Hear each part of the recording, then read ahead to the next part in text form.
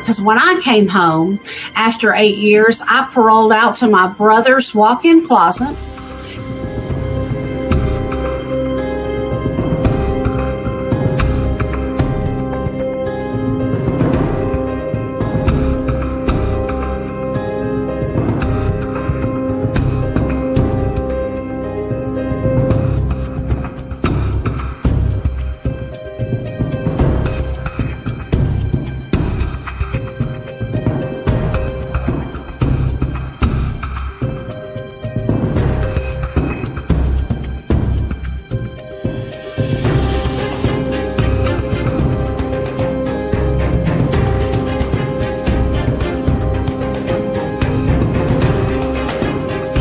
I still got 3 years of parole left.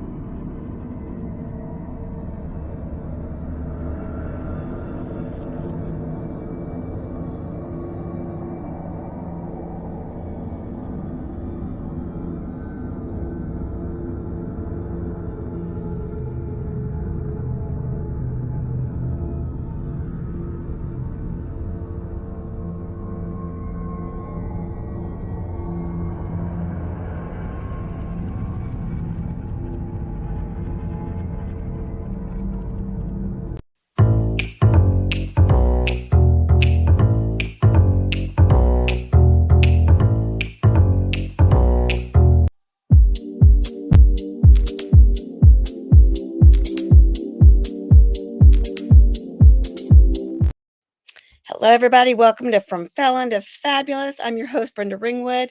Izzy's out tonight. Terrence is busy, but you got me stuck with just me. And today we have, man, her story is fantastic. So I met her through Jawanda Rollins, Dr. Real Talk in Virginia, part of her network. And then I got to meet her in person just, maybe the end of February, first part of March in Virginia when I was out there doing a Safe in His Arms conference. She's a powerful speaker. So for those of you looking for a speaker, you might want to check her out. So I'm going to bring up Dr. Jacquelin Maxwell. Hey, Jackie. Well, hey, Brenda, how are you? I am wonderful. Welcome to the show. And I didn't tell them what you did yet, so I'm going to kind of let you fill them in on your history. Oh, thank you. And thank you so much for this opportunity, Brenda. This is fabulous. Fabulous. There's the key word right there. That's right, because people can change. That's right. Absolutely. Absolutely. So I am Dr. Jacquelin Maxwell, and I am the founder and CEO of Jack Lavelle Coaching and Consulting Group.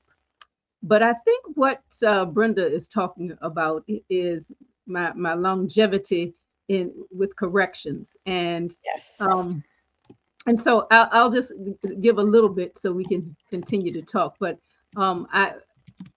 after many years of working out in the real world, as I would call it, I went into another real world, and I started working in corrections in Virginia. And as time went on, I became the director of the substance abuse therapeutic community.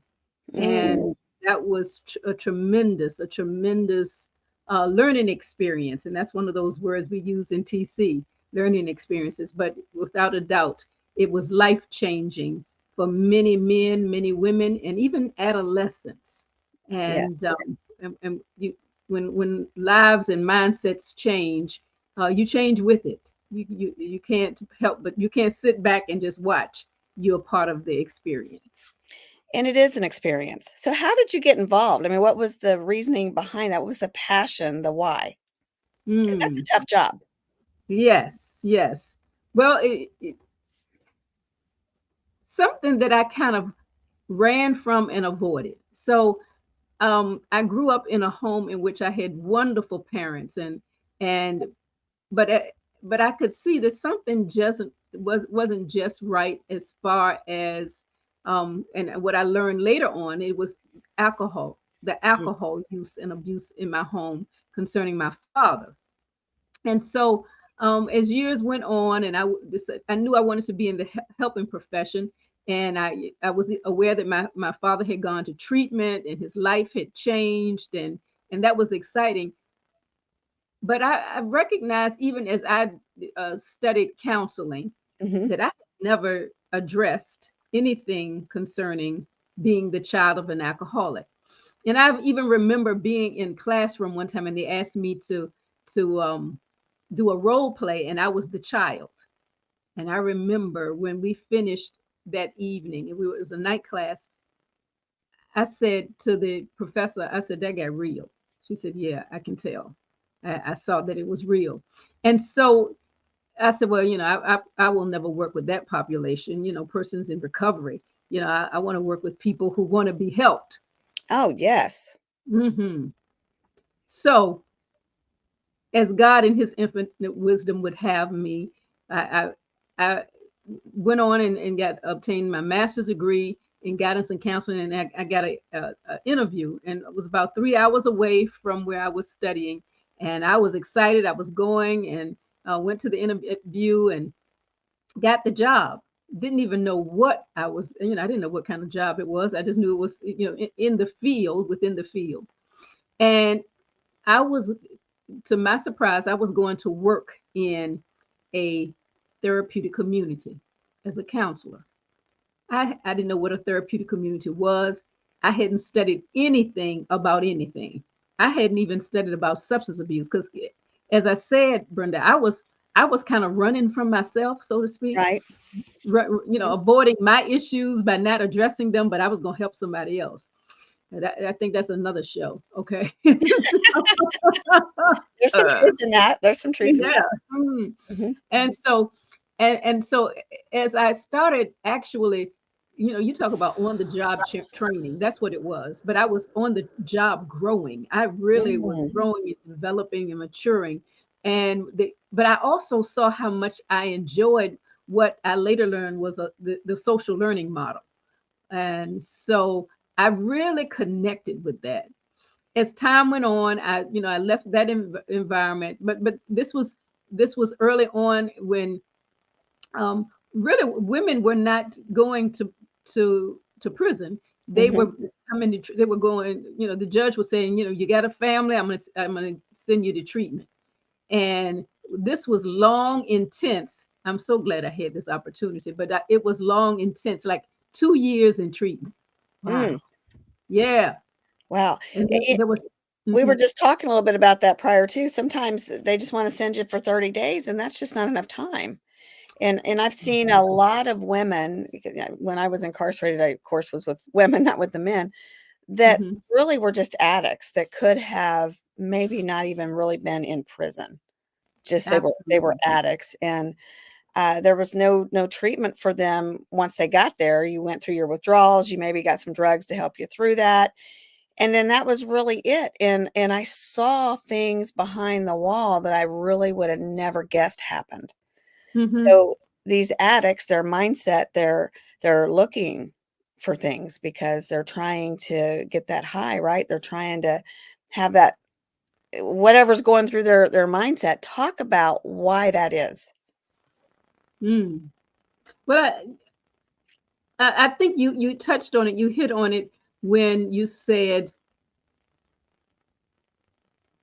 often there are individuals who are in need of treatment. Yes. Not a criminal, not someone who has a long history of criminality, but primarily persons who are caught in the disease of addiction.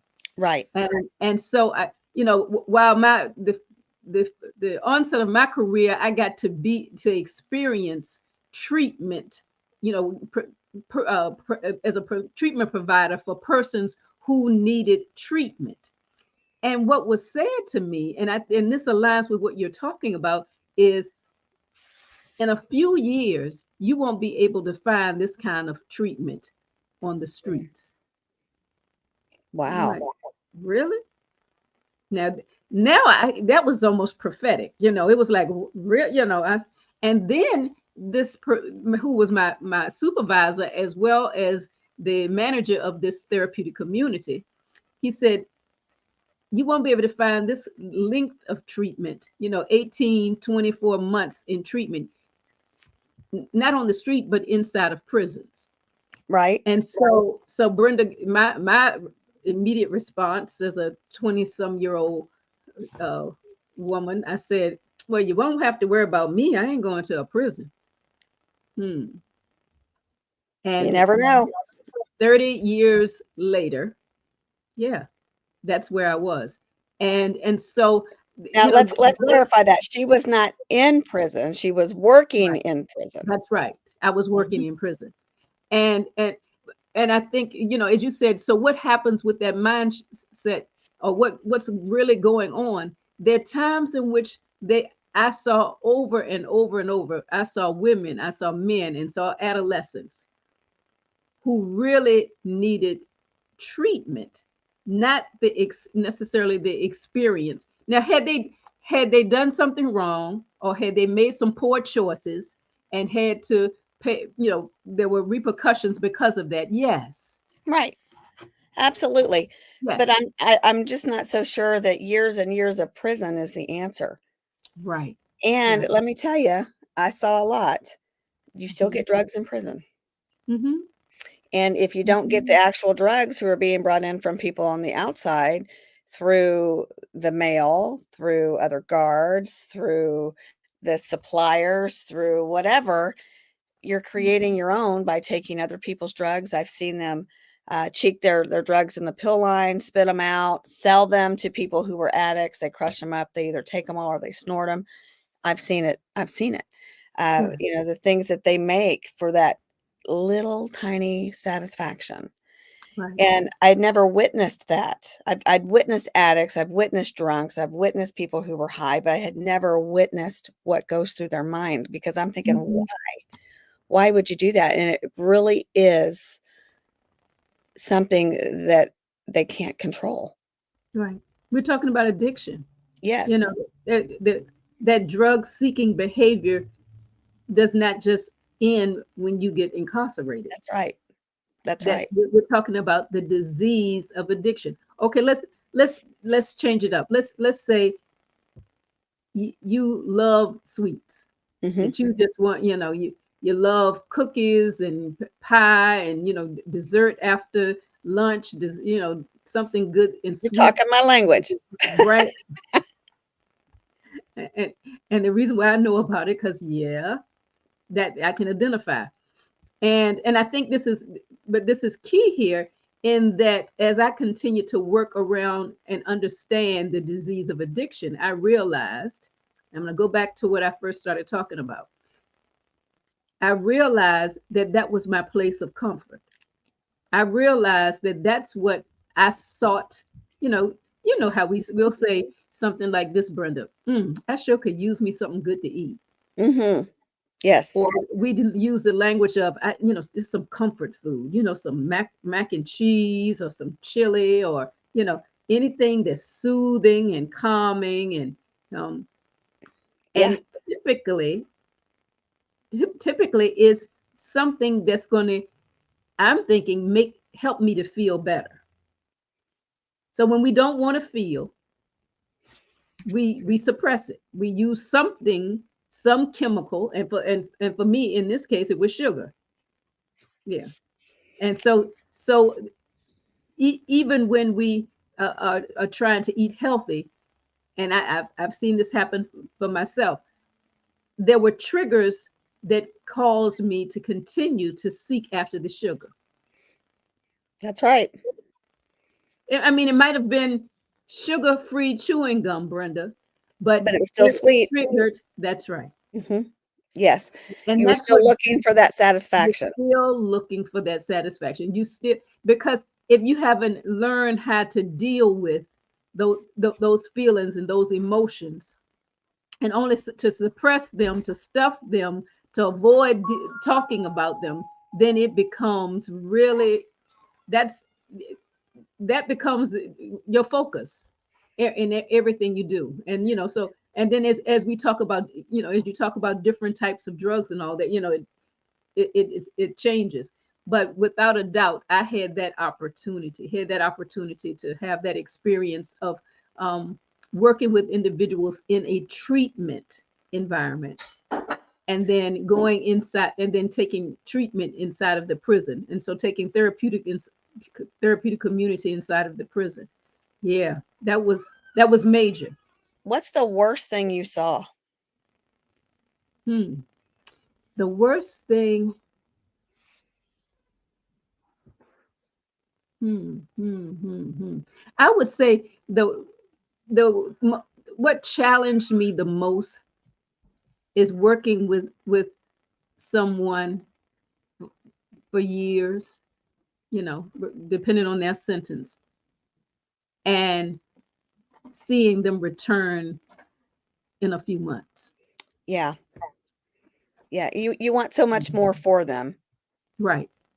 I see, and I would have never, ever, ever supported this before I went in, because prisons are there for a reason. Those people need to be there. Some of them never need to come out. And although I still agree that some of them never need to come out, I still saw the real person when I was in there, and they're people just like you and I, and I was one of them, but they're still people, and their mindset matters, and they still have families, and they're going to be coming out one day. The majority of the folks that are in there are not going to be there forever. Right. And we're putting them in there. They're addicted. They're coming in cold turkey. They don't know anybody. They're being ripped out from everything that they know, their family. They have no money. Things take time to get through the systems, even if you have family putting money on it. What was that challenge when somebody was first coming down off of their drugs? Did you see them then, or did you see them after? Yeah, I really didn't see them then. They typically had that intake experience. And so the work that I did was usually the back end. It was when they were coming out. Right. So the last 18 to 24 months of their sentencing. And so, and that was strategic in that we did not want to provide that level of treatment and then return them to general population. Yes. Where they wouldn't have the same type of support. That would have been a setup. So, so it was more towards the back end in preparation for returning to society. So what does that look like? Was it weekly, daily, every other day? Walk us through why the prison did the systems that they did for this, and what was the protocol? Okay, so one reason why therapeutic community was utilized and continue in many prisons, it continues to be very effective, is that's what statistics show, that because the modality is that of social learning, and when you have an audience that's together all the time, I've seen some tremendous changes in individuals who came together, who lived together, who worked together, and then they were given responsibilities to carry out. So it was not a program that you start and stop. It was a lifestyle. Oh, wow. Hmm. So And that's the way you have to treat it going forward. Just absolutely. That's just why like a diet, you can lose the weight, but you start eating it again, yeah, you're gonna put it back on. that's So it right. is a lifestyle Right. change, a Right. mindset shift to put the drugs down to keep them down. And Right. people say drugs, but it's a multitude of things. It's Absolutely. alcohol, it's drugs, it's Hmm. nicotine, it's food. It could be so many different things, but the substance abuse is what gets you right here. You're Hmm. looking for that next best thing, that next fix. And sometimes they're addicted to the money that it brings, the Hmm. lifestyle Hmm. that it brings, and everything that's associated with that. Hmm. And that makes it tough. That makes it tough.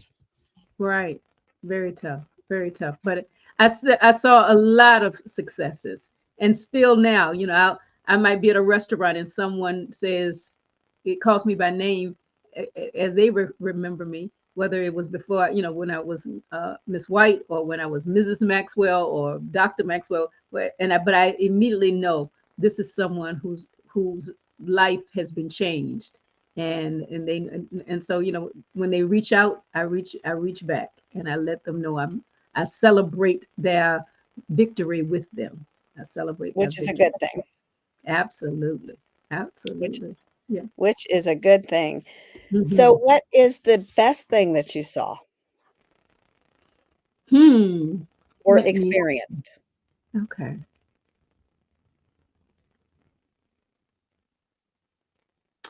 Gosh, several things come to my mind, but I think one thing that sticks out for me, that was difficult, but there was hope and some celebration, and that was when we started to be able to do more family reunification. Oh, see, people don't even think about that. It should be the top of their list. Right.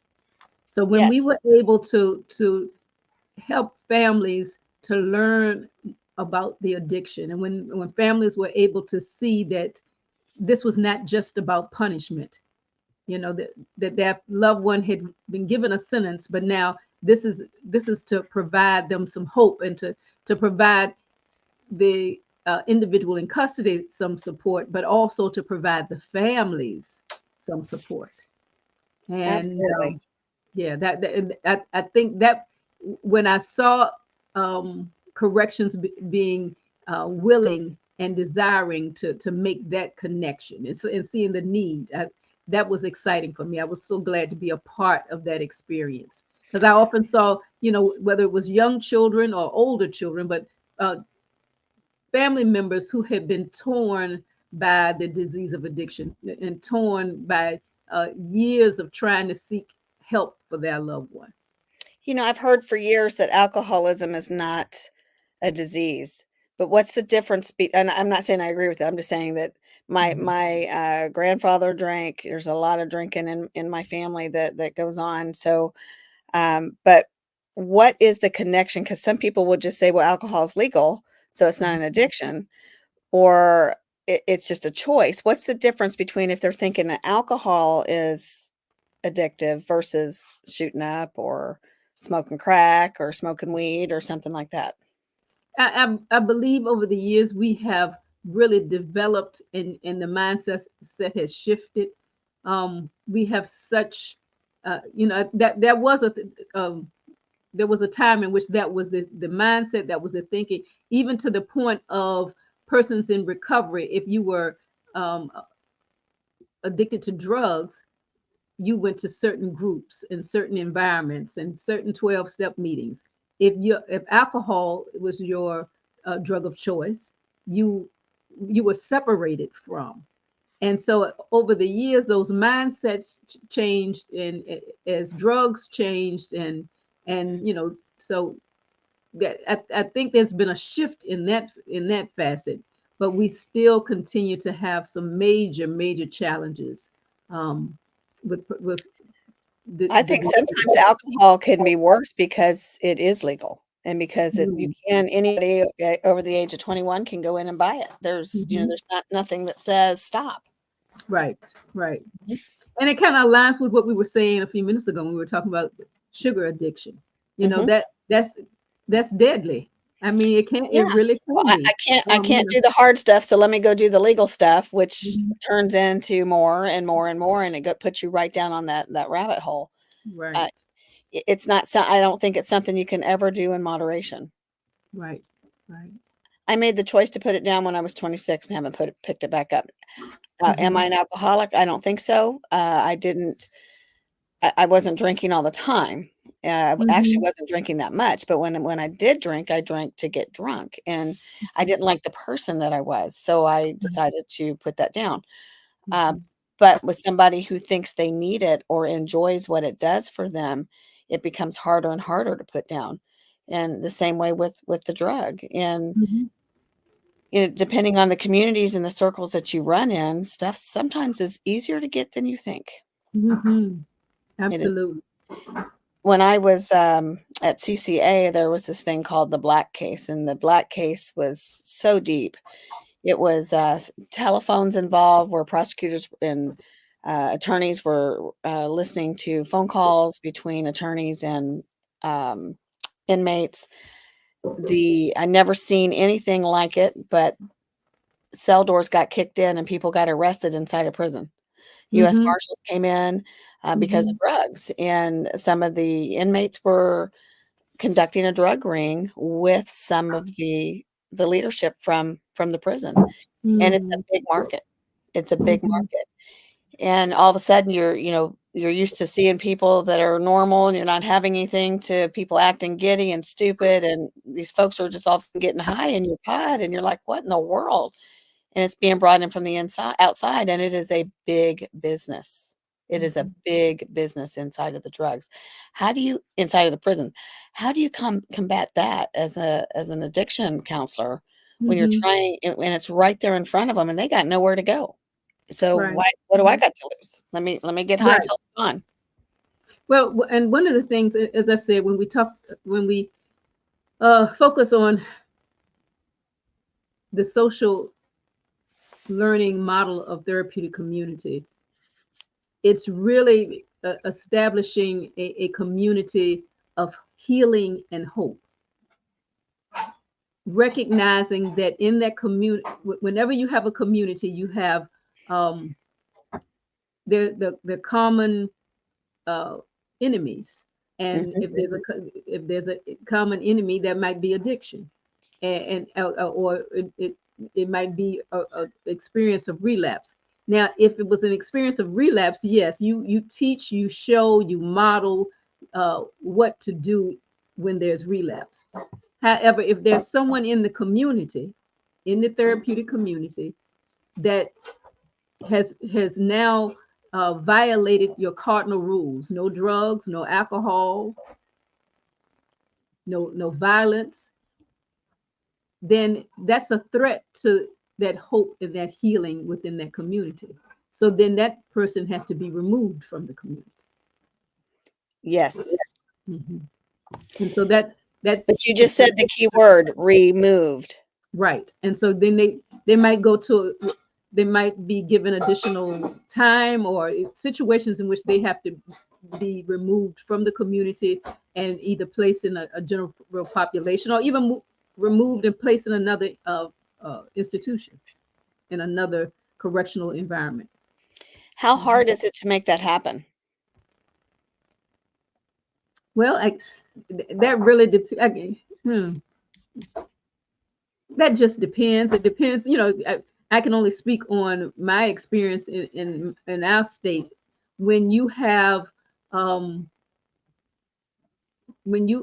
established the rapport and established rules within the prison, that this is what will happen if this happens, then it's not, you've already established that. If you're saying if individuals violate those cardinal rules, they will be removed from they will be removed from the therapeutic community. If you're if that's been established, then everyone in the environment, their peers as well as those in authority, are aware this is what needs to happen, and then they are removed. So then it's not as difficult because you've already established. And keeping in mind, what you're doing is you're creating really a pseudo community of what we would hope they would walk towards and move towards when they're returning to society.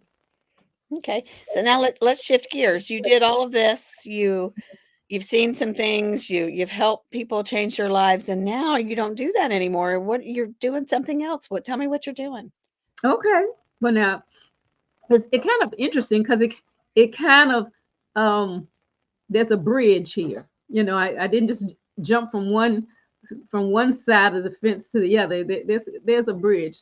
So in the latter years of working inside of a prison, one of the things that I recognized that had been a passion for me, a desire to learn more about, was grief and loss. And so I said, okay, but I remember when I remember back 20 some years before, when that same gentleman said, well, you're not going to be able to find intense treatment like this on the streets. It's going to be in the prison. He also said to me, he said, so you have an interest in grief and loss? And I said, yes. He said, that aligns with addiction. And I said, really? And so he talked me through, what that meant and what that looked like. So I didn't do anything with it for many, didn't pursue anything in that area for many years, but knew that has always been a passion.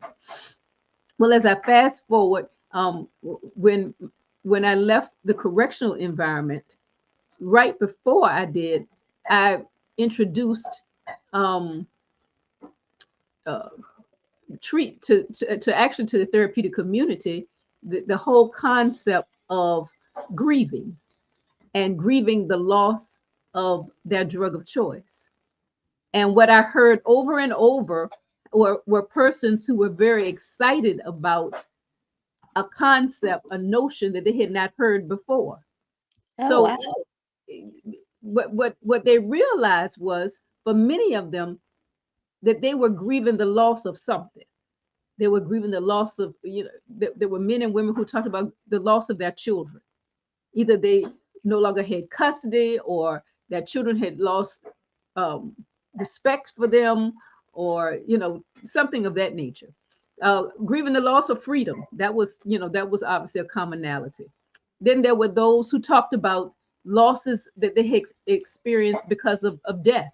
There were parents or family members who passed away and they didn't get to say goodbye, or they didn't get to be there, didn't get to attend the funeral, or didn't get to, be there during those final moments.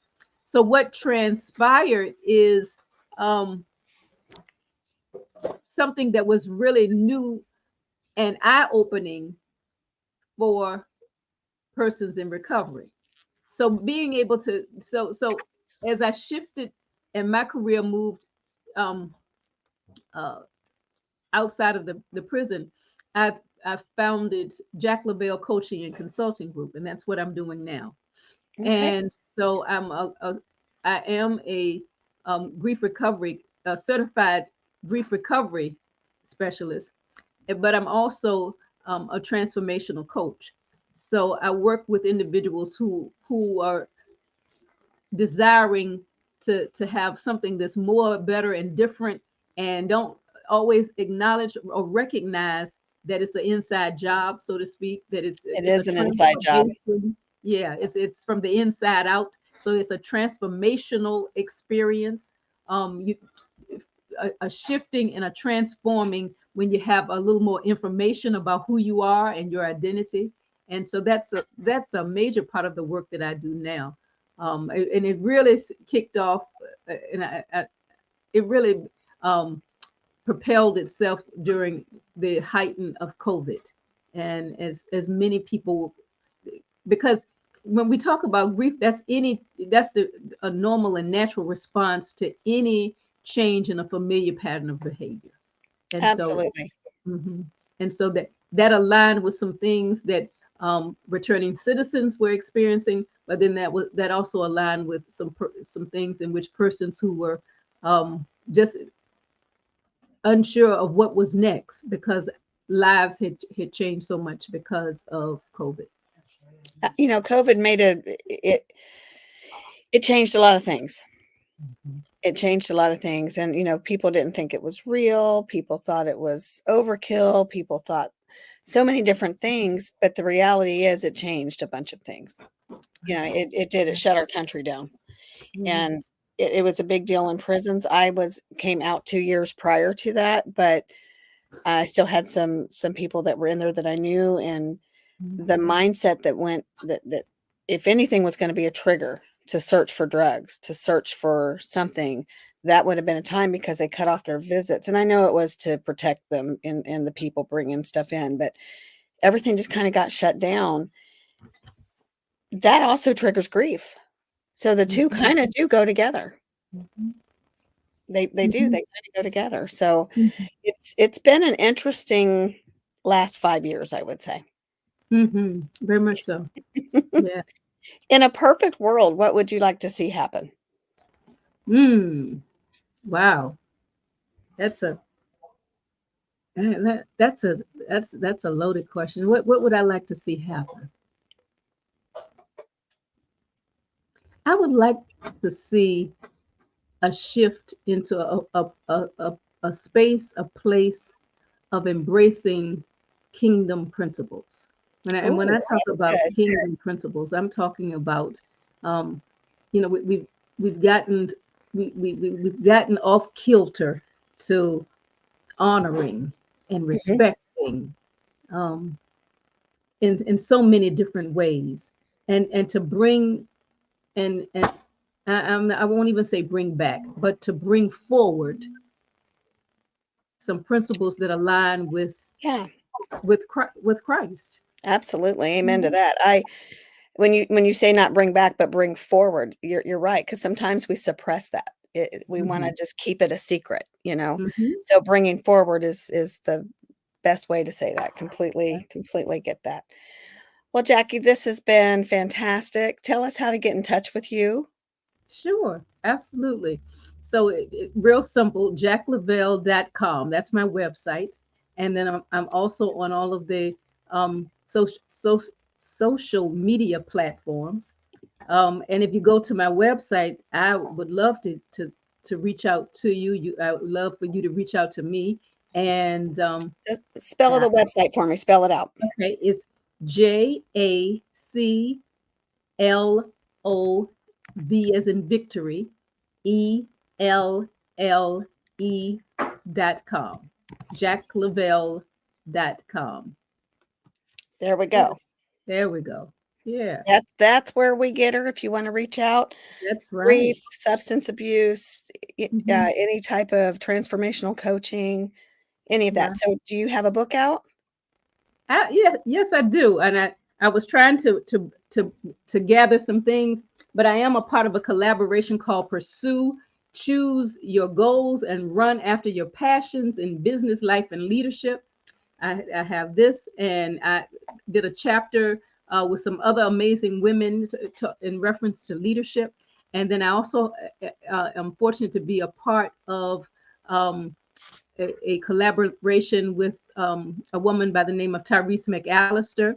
Her daughter was killed at the hands of gun violence. And so she recognized there was a need for a children's book, Is My Lollipop in Heaven? She reached out to me and said, listen, I need a guide. I need a handbook. I need a guidebook to go along with that children's book. And so what God gave me was too hard to bite, but not too hard to lick. And it provides support for any adult who is wanting to know, how do I help my children who are grieving? And so that's a good one. So all of my material can be found on jacklavelle.com. And I also and Brenda, I hadn't told you this, but I also have a boutique, and I have greeting cards. I have all kinds of and they're all handmade and created by a beautiful lady that loves the Lord, and so you have to go onto the website so you can learn more. But Absolutely. because I know there's a lot of healing in writing, the power of the pen, and so that's why those I thought those greeting cards, a lot of them a blank card, so that gives you an opportunity for self-expression.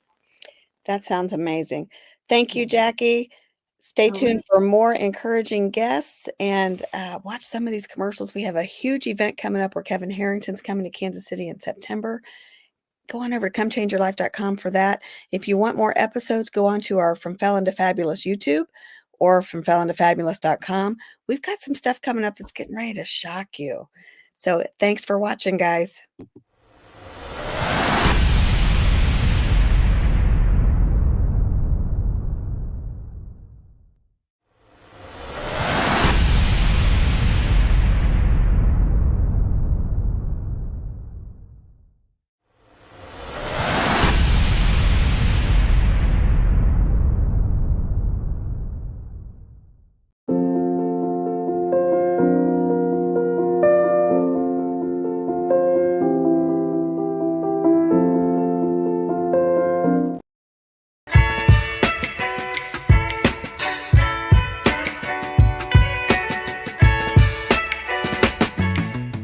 Heal, Help Elevate and Learn is a personal discovery guide to healing your inner child. This book has been years in the making, and Saucony recently realized that introducing you to yourself would not be complete without the introduction to your inner child. So many of us have been fighting our inner child, pacifying our inner child, or even worse, ignoring our inner child.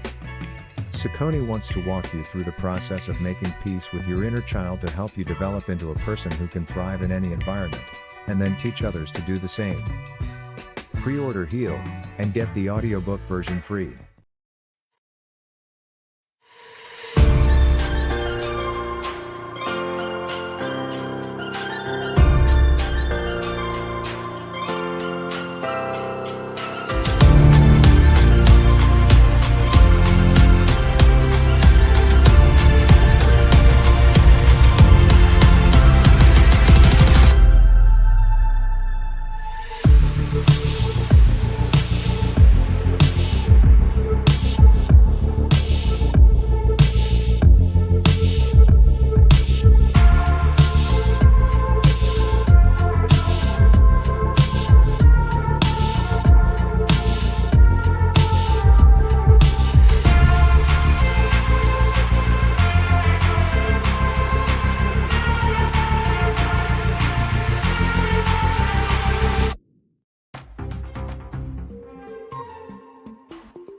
Or do you want to be the person that's helpful, that soothes, that loves?